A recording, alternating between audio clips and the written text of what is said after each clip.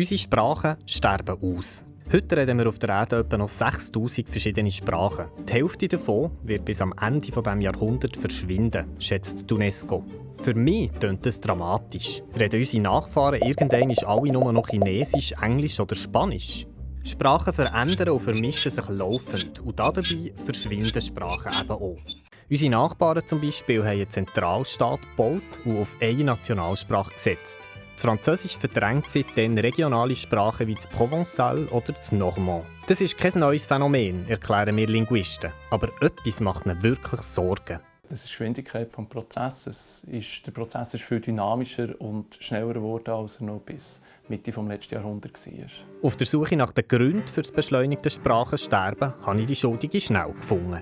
Die Globalisierung. Wir sind irgendwie mehr vernetzt durch Handel und Internet. Auch auf Minderheiten, die früher abgeschottet waren, hat das grosse Auswirkungen. Wer die Sprache vor Mehrheit redet, hat bessere Chancen in der Schule und im Job. Darum geben viele Eltern ihre Muttersprache gar nicht mehr an die Kinder weiter. Das passiert auch bei uns in der Schweiz. Das Romanisch ist zwar noch verbreitet, aber seine Zukunft ist trotzdem ungewiss. Aber jetzt mal ehrlich, wäre es so schlimm, wenn es verschwinden würde? Es ist nicht schwierig, jemanden zu finden, der sagt, ja, das wäre ein grosser Verlust. Meine Mutter hat immer mit mir Romanisch geredet. Das Emotionale, das verbinde ich eigentlich mit dem Romanisch. Es ist Familiensprache, es ist Gefühlssprache. Es ist also nicht nur die Sprache selber, die verloren geht, es ist viel mehr. Sprache ist ein wichtiger Teil unserer Identität und Sprache ist auch Kultur.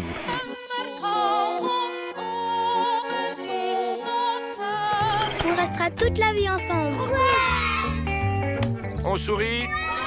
Sprache ist wie ein Gefäß, das spezifisches Wissen beinhaltet. Zum Beispiel, wie man in einer bestimmten Region überleben kann. Solches Wissen geben wir über die Sprache weiter. Wenn eine Sprache stirbt, verlieren wir das alles. Wir verlieren menschliche Vielfalt. Linguisten dokumentieren darum aussterbende Sprachen dokumentieren, aber dann ist es oft schon zu spät.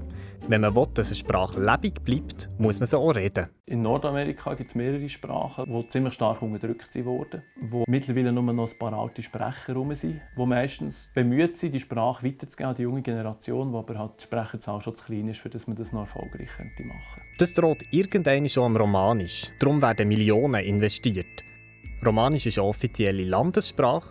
Es wird an Schulen gelehrt. Romanische Kultur und romanische Medien werden gefördert. Les novidades grijunas de dort aus Heltelesguard beim Vigny. Wenn weniger als 5000 Menschen eine Sprache reden, wird es kritisch, schätzen Linguisten. Romanisch reden immerhin noch etwa 60'000 Leute. Und offenbar gibt es produktive Ansätze, dass es nicht weniger werden. Mir wird ja gesagt, die rätoromanische Philosophie ist, möglichst viele Kinder machen und dann mit denen Romanisch reden. Dann reden wir das Romanische. Genau das ist es, sagen wir auch die Linguisten. Also nicht nur das Kind bekommen, sondern besonders auch die positive Einstellung. Darum seid stolz auf eure Sprache und redet sie. Vielleicht lebt sie so etwas länger.